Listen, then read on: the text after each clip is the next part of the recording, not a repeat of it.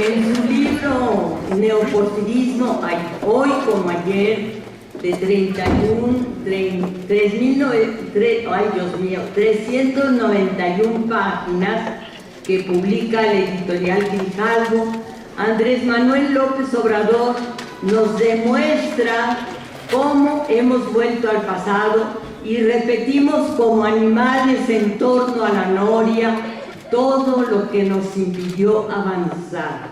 Otra vez la burra al trigo, solía decirme Guillermo Haro cuando volvía a preguntarle lo mismo, y también podría ser el título de este libro que reflexiona sobre nuestra identidad y nos explica un pasado que a todas luces nos paralizó. Neoporfirismo, hoy como ayer, es una prueba contundente de que los sexenios que hoy nos aquejan son el eterno regreso a los errores de los que por lo visto nada aprendimos. Hace muchos años, cuando Guillermo Haro se enteró que sus hijos iban a la escuela Thomas Woodrow Wilson porque quedaba cerca de la casa, exclamó escandalizado: «Los sacas inmediatamente, mis hijos no van a ir a esa escuela, eso te pasa a ti por no saber historia de México». En efecto, yo no sabía la verdad ni quién era Woodrow Wilson, como tampoco supe más tarde que Henry Lane Wilson era un vulgar intrigante, como lo asegura Andrés Manuel. Yo no sabía que Woodrow Wilson había invadido a México en 1914, ni mucho menos que apoyó al Ku Klux Klan. Lo sabrían los directores de la primaria que lleva su nombre, de la que saqué a mis hijos al día siguiente. Tenía razón Guillermo Haro, eso nos pasa por ignorantes y desidiosos. No saber historia nos condena a repetir los errores del pasado. Saber que un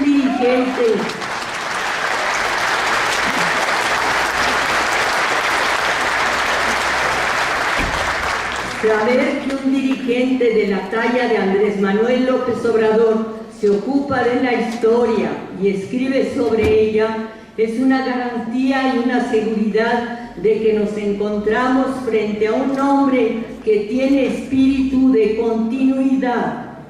Hace casi 35 años, un grupo selecto de intelectuales, entre quienes destacaban Adolfo Gili y Guillermo Bonfil, el del México profundo, se reunieron en torno a la pregunta: ¿historia para qué? A estos nombres viene a añadirse ahora otro apasionado de la historia de México, Andrés Manuel López Obrador.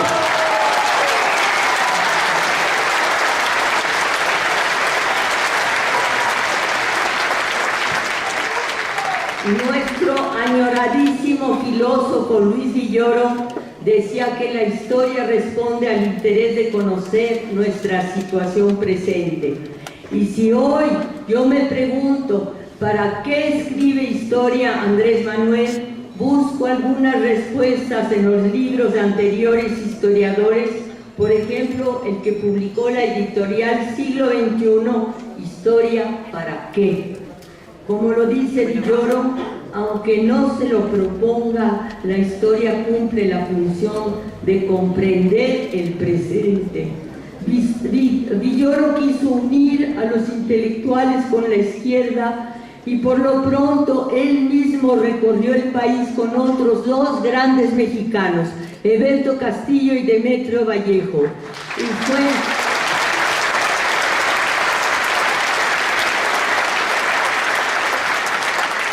fue un inmenso aliado del zapatismo. Quizá por eso Andrés Manuel deseó que Juan Villoro, su hijo, fuera su secretario de Cultura y me dijo, ese es a quien hay que buscar, porque se dio cuenta que el hijo, al igual que el padre, tiene una visión de la historia que no es retórica ni simplista, ni mucho menos cerrada a lo que Luis llamó la razón filosófica. ¿Cuál es la actitud de Andrés Manuel frente a la historia de México? Es obviamente la de un hombre de izquierda. ¿Y qué es ser de izquierda? La definición de izquierda que más se ajusta a Andrés Manuel es la del filósofo italiano Paolo Flores de Arcais, que al igual que Tina Modotti proviene de la provincia del Friuli en Udine. Paolo es ateo, a diferencia de Andrés Manuel, y más joven que él porque solo cuenta con 44 años. En su libro El individuo libertario, traducido al castellano, Flores de Arcais define a la izquierda como un compendio de actitudes que pueden reunirse o resumirse en 3 palabras: indignación hacia lo existente, y se niega a considerar la injusticia social como una fatalidad inextirpable. Andrés Manuel lo caracteriza su grito: primero los pobres. Ese ha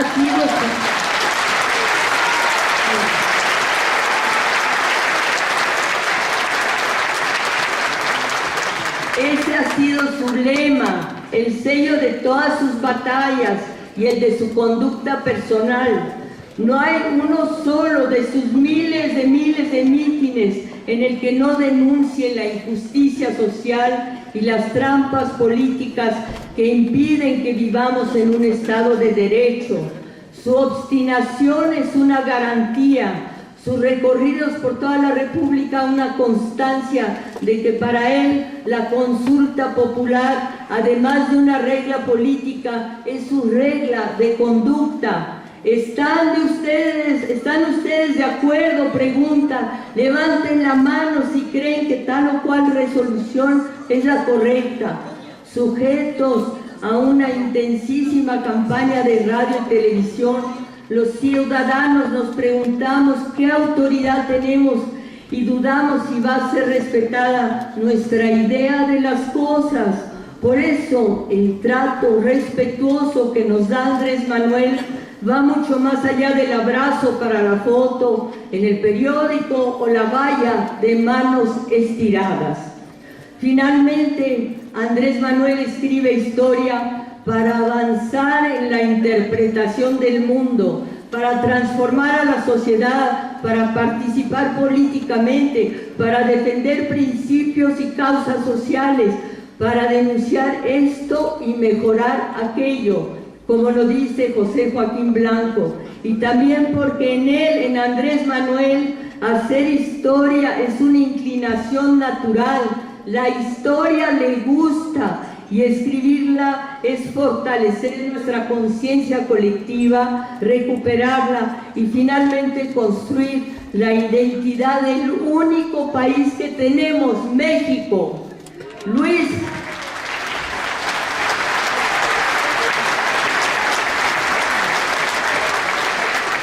González y González inicia su famoso libro Todo es Historia, hablando del deseo de la historia, y este título se ajusta perfectamente a Andrés Manuel.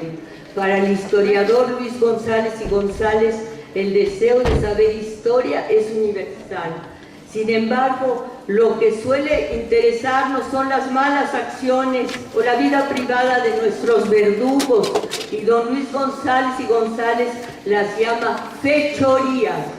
Dice textualmente: el ansia de conocer toda clase de fechorías de nuestros antepasados suele ser la obsesión mayúscula de quienes profesan la obligación de escribir historia. En este libro, Neoporfirismo, Andrés Manuel exhibe las fechorías, las grandes fallas, las trapacerías de nuestra historia pasada y presente. Andrés Manuel empleó el tiempo que le quedaba luego de sus recorridos por toda la República para sentarse a estudiar, a investigar y a exhibir las fechorías de los gobiernos de México hasta el día de hoy. Después de leerlo pensé que ojalá y los estudiantes de México tuvieran un maestro de historia tan puntilloso, apasionado y responsable como él. Andrés nos da una plataforma de información y nos convoca en torno a un gran tema común, el de nuestra historia, que es también el de nuestro porvenir. Luis Villoro consideraba que el pasado es parte de nuestro presente, eso ya lo dije, y el libro de Andrés Manuel, Neoporfirismo, lo comprueba y se inscribe dentro de lo que Luis González llamó la historia crítica, aquella que es conocimiento activo del pasado. Después de considerar al general Lázaro Cárdenas el mejor de todos los presidentes en su respuesta a las demandas sociales, ya que además de muchos otros aciertos repartió entre 1934 y 1940 18 millones de hectáreas a 1 millón de familias campesinas, López Obrador nos hace ver que el grupo político surgido de la revolución no tenía realmente vocación democrática, tal y como lo evidenció el protagonista de la muerte de Artemio Cruz, de Carlos Fuentes, y cita a Daniel Cosío Villegas, que declaró que el Partido Nacional Revolucionario, el PNR, después de ser PRM y finalmente PRI, solo sustituyó a don Porfirio por doña Porfiria. Cárdenas supo, como ninguno, que los gobernantes deben vivir lo que vive el pueblo, su duro viaje de la mañana a la noche. Si así lo hiciera hoy el gabinete en turno, sabría cuáles son las demandas y cuáles pueden ser las soluciones. ¿Quiénes son los servidores públicos que hoy por hoy saben lo que cuesta un viaje en el metro? Que ahora ha subido de 2 a 5 pesos, ni que el kilo de tortilla cuesta 12 pesos, ni que una torta a mediodía va de 15 pesos para arriba. A raíz de los 6 grandes fraudes, el de 1929 contra José Vasconcelos, el de 1940 contra Juan Andreu Almazán, el de 1952 contra Miguel Enríquez Guzmán, el de 1988 contra Cuauhtémoc Cárdenas, Andrés Manuel no se detiene demasiado contra los fraudes propios, los que le hicieron a él, el de 2006 y el de 2012, pero sí se lanza de nuevo contra las fechorías. Las fechorías son el gran tema y la gran acusación de Andrés Manuel, y la historia de México las surte en demasía. A lo largo del tiempo se acumulan fechorías frente al aguante del pueblo, o sea, frente a nuestro aguante, o podríamos llamarla nuestra pasividad. Ser historiador es correr grandes riesgos. Hace años, en 1953, gracias al juchiteco Andrés Enestrosa, tuve el privilegio de entrevistar al historiador Ralph Roeder en su departamento de la colonia Cuauhtémoc. Recuerdo como si fuera ayer su gran obra en 2 tomos, Juárez y su México, y cómo vivía para amar a México a través de su historia. Su veneración por Juárez entonces rivalizaba con la de Andrés Manuel López Obrador ahora. Amar a la historia es estar poseído. Roeder era un poseído que causaba una honda impresión en sus lectores, porque era además un hombre del Renacimiento. También Andrés Manuel López Obrador es un poseído. A Andrés Manuel lo posee México, aunque a diferencia de Ralph Roeder, su vida no se divida en varias manifestaciones culturales como el cine, la música, el teatro, el trato con artistas célebres. Andrés Manuel comparte sus días y sus horas con campesinos, con obreros, se pone al servicio de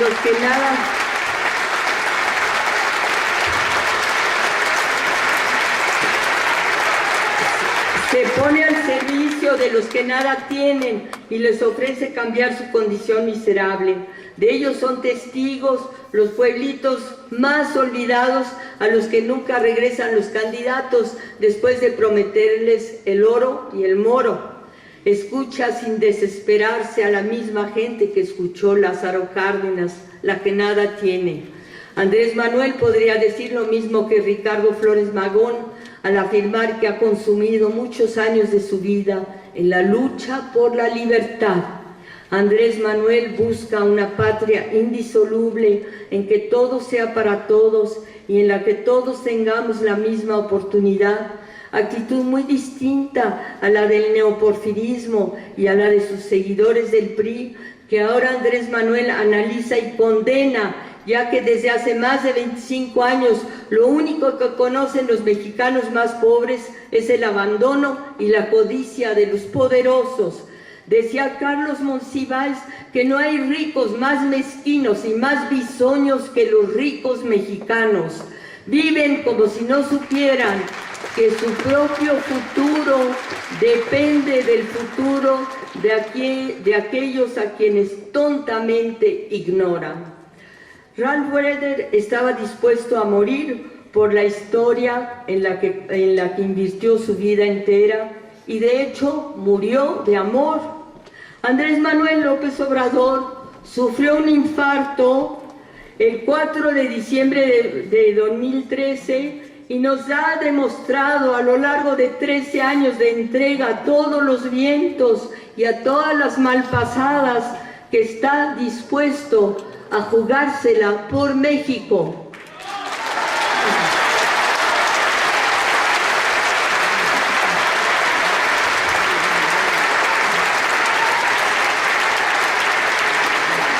Entre los grandes historiadores de México, desde Daniel Cosío Villegas, a quienes todos llamamos Don Daniel, han forjado nuestro presente y vieron con indignación cómo la fuerza del poder político ha logrado desbancar a las instituciones constitucionales a través de la corrupción.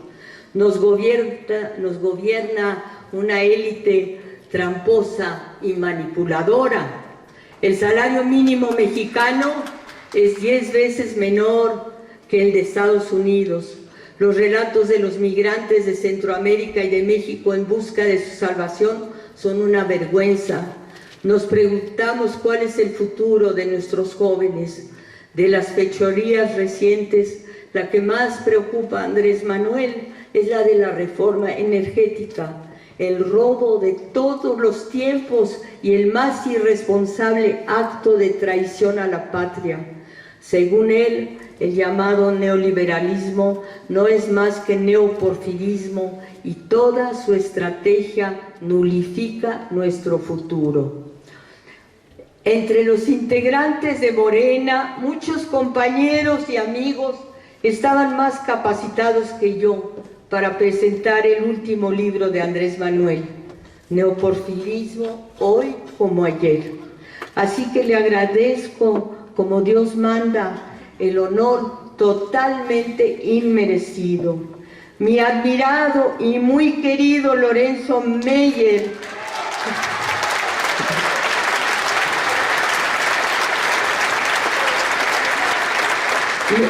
que lo sabe todo de la democracia autoritaria en México, suplirá mis carencias.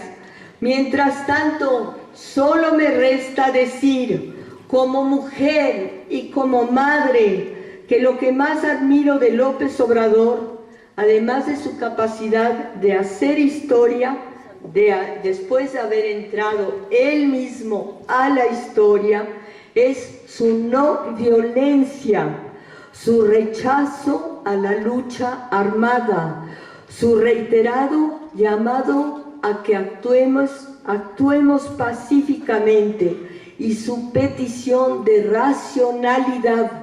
Supo y sabe, como antes lo supo Luis Villoro, que objetivamente la violencia tiene en las actuales circunstancias efectos contrarrevolucionarios. En ese sentido, Andrés Manuel es también un filósofo, porque sabe que la violencia solo engendra más violencia y en un México de por sí desequilibrado solo serviría de justificación al grupo dominante. Andrés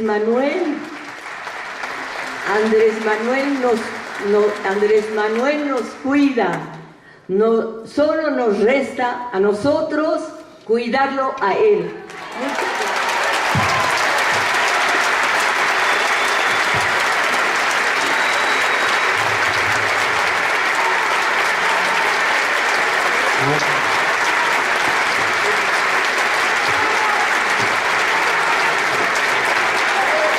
Agradecemos a Elena Poniatowska y ahora damos la palabra a Lorenzo Mujica.